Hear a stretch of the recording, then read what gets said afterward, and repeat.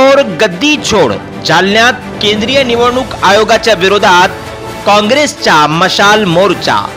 भारतीय संसदेचे विरोधी पक्ष नेते राहुल गांधी यांनी केंद्रीय निवडणूक आयोगाच्या विरोधात पुरावे गोळा करून मतचोरी करून भाजपा सत्तेत आली असा आरोप केला होता। तर देशभरात केंद्रीय निवडणूक आयोगाच्या विरोधात काँग्रेस मोर्चे काढतायत। याच पार्श्वभूमीवर वोट चोर गद्दी छोड अशी घोषणाबाजी करत जालना जिल्हा काँग्रेस कमिटीकडून मशाल मोर्चा काढण्यात आला होता। तर शहरातील मामा चौक ते महात्मा गांधी चमन पर्यंत हा मोर्चा काढण्यात आला होता।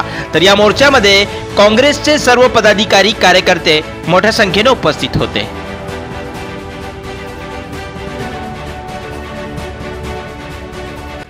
आपल्या देशाचे आणि काँग्रेसचे नेते आणि देशाचे विरोधी पक्ष नेते आदरणीय राहुल गांधीजींनी सातत्याने निवडणूक आयोगावर जे आरोप केले होते की त्यांनी ह्या देशातील विविध इलेक्शनमध्ये मताची चोरी करून हे इलेक्शन जिंकलेले, मग ते लोकसभेचे असेल महाराष्ट्राच्या विधानसभेचे असतील, यामध्ये बोगस वोटिंग टाकणे आणि जे विरोधकांचे मतं काटणे अशा प्रकारचा जो घोसाळपणा करून या बेमानीनं ज्या निवडणुका जिंकल्या त्याविषयी त्यांनी सातत्यानं आवाज उठवला।